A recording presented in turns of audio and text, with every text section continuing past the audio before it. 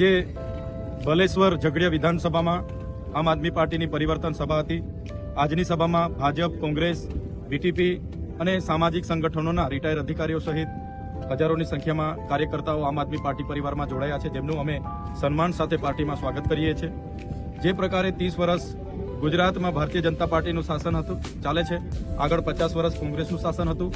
જે પણ આ વિસ્તારના આદિવાસી સમાજ એમને એક ઉમ્મીદ હતી, ત્યારે કોંગ્રેસના શાસનમાં પણ આ વિસ્તારમાં જીઆઈડીસીઓ આવી, રાજપાડી લિગ્નાઇટ પ્રોજેક્ટનો જીએમડીસી આવી, આ વિસ્તારમાં અનેક પરિયોજનાઓ બની, જેમાં આ વિસ્તારના લોકોની જમીનો ગઈ.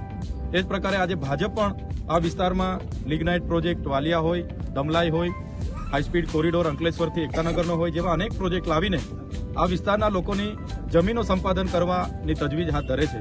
ત્યારે લોકોમાં એક આક્રોશ છે કે 30 વર્ષના ભારતીય જનતા પાર્ટીના શાસનમાં શિક્ષણનું સ્તર કથળેલું છે. અહીંયા પૂરતા શિક્ષકો નથી, શાળાઓમાં બેસવા માટેના ઓરડાઓ નથી, આંગણવાડીના મકાનો નથી. આ વિસ્તારના લોકો સિંચાઈનું પાણી ઝંકી રહ્યા છે. આજે નર્મદાનું પાણી 500 કિલોમીટર ગુજરાતમાં પહોંચતું હોય, પણ આ ઝઘડિયાના વિસ્તારમાં નથી પહોંચ્યું. કરજણનું પાણી નથી પહોંચ્યું. પાઇપલાઇન દ્વારા છેક જીઆઈડીસીઓમાં કસુંબા સુધી લઈ જવામાં આવે છે, કરજણનું પાણી પણ અહીંયા નથી મળ્યું. ત્યારે રોજગારીની બાબત હોય, સિંચાઈની બાબત હોય, આરોગ્યની બાબત હોય કે શિક્ષણની બાબત હોય, તમામ બાબતોમાં આ શાસક પક્ષ નિષ્ફળ ગયો છે, જેને લઈને હજારોની સંખ્યામાં આજે લોકો ઉપસ્થિત થયા. લોકોની ઉપસ્થિતિ બતાવે છે કે આવનારા દિવસોમાં પરિવર્તન આવવાનું છે અને લોકો અહીંથી સંકલ્પ લઈને ગયા છે અને અમારા વતી એ લોકો ચૂંટણી લડવાના છે, એવું લોકોએ પણ સામેથી હોકારો અમને આપ્યો છે. ત્યારે અમને લાગે છે કે સરકાર 30 વર્ષથી છે, એમની જે મૂળભૂત ફરજો છે તે પણ પૂરી નથી પાડી રહી અને લોકો આજે હેરાન છે, પરેશાન છે. અમારા જેવા નેતાઓ આ વિસ્તારના લોકો માટે અવાજ બનીએ છીએ તો અમારા પર ખોટી એફઆઈઆરો કરવામાં આવે છે, પોલીસ દ્વારા ઇન્ક્વાયરીઓ કરવામાં આવે છે અને અમને જેલોમાં નાખવામાં આવે છે. ત્યારે જે પણ ભાજપના લોકો દ્વારા અમારા જેવા લીડરોને, આમ આદમી પાર્ટીના લીડરોને હેરાન પરેશાન કરવામાં આવે છે, તેનો જવાબ આવનારા દિવસોમાં લોકતાંત્રિકના ઢબે આ જનતા આપવાની છે. ચોક્કસ આ વિસ્તારમાં પરિવર્તન આવશે. લોકો આજે જેટલા પણ મોટી સંખ્યામાં ઉપસ્થિત હતા એ પરિવર્તનના લીધે ઉપસ્થિત હતા અને ખૂબ આવનારા દિવસોમાં આમ આદમી પાર્ટી ખૂબ મજબૂતાઈથી તાલુકા, જિલ્લા પંચાયતોની ચૂંટણી લડશે અને જીતશે. અમને પૂરેપૂરી ખાતરી છે. નેત્રંગ, વાલિયા, ઝઘડિયાની તાલુકા પંચાયતોમાં આમ આદમી પાર્ટીના પ્રમુખો હશે.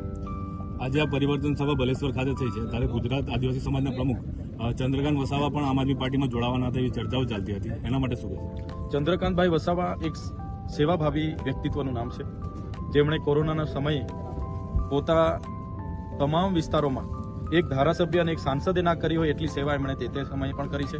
નર્મદાના પૂર પીડિતો જ્યારે આ વિસ્તારમાં એમને જમવા માટેનું અનાજ નહોતું, ત્યારે પણ કોઈ ધારાસભ્ય, સાંસદે ના કરી હોય એટલું મોટું એમનું યોગદાન રહ્યું છે અને પોતે ગુજરાત વસાવા, સમસ્ત વસાવા સમાજ ગુજરાતના પ્રમુખ છે અને સામાજિક સંગઠન એમનું ચલાવે છે અને હર હંમેશ એ ભામાશાની ભૂમિકામાં હોય છે. આગળ પણ તમે જોયું હશે 300થી પણ વધારે જોડાઓને એમણે અહીંયા આ જ ગ્રાઉન્ડ પર સમૂહ લગ્ન કરાવ્યા છે અને એમને ખૂબ સાધન સામગ્રી પણ એમણે આપી છે. ત્યારે એ આજે આમ આદમી પાર્ટીમાં જોડાવાની એવી કોઈ વાત નહોતી. અમને આટલામાં સ્થળ જોઈતું તો અમે એમના પર એક ગ્રાઉન્ડ માંગ્યું, એમણે અમને ગ્રાઉન્ડ આપ્યું છે. અનેક લોકો એમના પર ફોન પણ કરતા હતા કે ગ્રાઉન્ડ નહીં આપવાને. અનેક સાંસદથી લઈને સરકારના માણસો એમને દબાણ પણ કર્યું કે તમે કેમ ગ્રાઉન્ડ આપો છો. તો એ વ્યક્તિત્વ એ નિષ્પક્ષ છે, કોઈ પોલિટિકલી વ્યક્તિત્વ નથી, એ સામાજિક આગેવાન છે. અમારા જેવા કેટલાક ધારાસભ્ય અને સાંસદોએ નથી કર્યું એટલું યોગદાન એમનું સમાજમાં રહ્યું છે. એટલે એ આજે અમારી સાથે જોડાય નહીં જોડાય એની સાથે નથી, પણ એમને અમને ગ્રાઉન્ડ આપ્યું છે, આટલી સુવિધાઓ અમને મળી છે, બદલ એમનો આભાર માનીએ છીએ. હાલ અબોબો મુદ્દો ખૂબ ચર્ચા થયો છે અને એની પર ઘણી ટીકા ટિપ્પણી બી થઈ રહી છે, આપ શું કહેશો? હબુબબો એટલે જે તે વખતે આદિવાસી સમાજના કબીલાઓ હતા, નાના નાના રજવાડો હતા, બહારના લોકો તેના પર હુમલાઓ કરે એટલે તરત હબોબબોનો પુકાર ગામનો મુખી કરે, વાહવો કરે અને ગામ ભેગું થાય અને એમાં જુસ્સો ભરવા માટે હબોબો બોલતા હતા. હબોબો અમારું સરકાર સામેનું સૂત્ર છે. હબોબોનો આજે સાંસદે કીધું કે અમે વિરોધ કરીએ છીએ. સાંસદ તો આગળ જોહારનો વિરોધ કરતા હતા, જય બિરસા મુંડા બોલતા હતા, અમે એનો વિરોધ કરતા હતા. અમે બિરસા મુંડાની પ્રતિમા ડેડિયાપાડામાં સ્થાપિત કરતા હતા, એનો વિરોધ કરતા હતા. અમે જય આદિવાસી બોલતા હતા, ત્યારે એ લોકો કહે કે ભાઈ વનવાસી બોલવાનું, વનબંધુ બોલવાનું. આજે જય આદિવાસી પણ એમને બોલતા કર્યા છે, જોહાર પણ અમે એમને બોલતા કર્યા છે, જય બિરસા મુંડા પણ એમને બોલતા કર્યા છે. આવનારા દિવસોમાં લોકો જાગૃત થશે. આજ ભાજપના લોકો સ્ટેજ પરથી હબોબો બોલવાના છે. તેથી તાલુકા, જિલ્લા પંચાયત ઇલેક્શનની અંદર ભાજપ અને કોંગ્રેસ પણ છે, તો આપનો સીધો હરીફ કોણ છે, ભાજપ કે કોંગ્રેસ? તમે ગુજરાતના હમણાં જે સર્વે આવ્યા છે જોયું હશે, આખા ગુજરાતમાં સીધી ટક્કર ભાજપ અને આમ આદમી પાર્ટીની છે. કોંગ્રેસ ક્યાંય દેખાતી નથી. એટલે અમે સ્વતંત્ર લડવાવાળા લોકો છે. અમારી સીધી ટક્કર ભાજપના નેતાઓ સાથે છે. તમે ઘણા નેતાઓ ઘડીકમાં ભાજપમાં જાય છે, ઘડીકમાં એમઆઈએમમાં જાય છે, ઘડીકમાં કોંગ્રેસમાં જાય છે અને લોકોને ગેરમાર્ગે દોરવાનું કામ કરે છે. એવા તમામ નેતાઓને આવનારા દિવસોમાં જનતા જાકારો આપવાની છે અને આ વિસ્તારોમાં આમ આદમી પાર્ટી તાલુકા જિલ્લા પંચાયતોમાં જીતવાની છે. કયા નેતા એવા છે?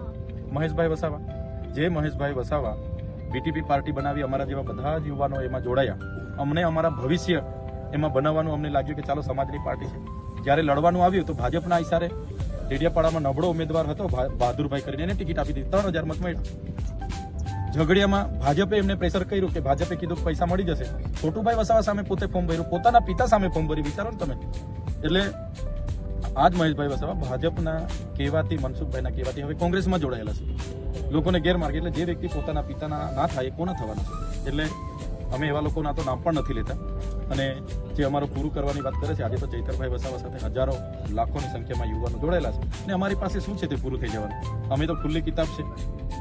અમારી પાસે નથી ધન દોલત, નથી જમીનો, નથી પ્રોપર્ટી.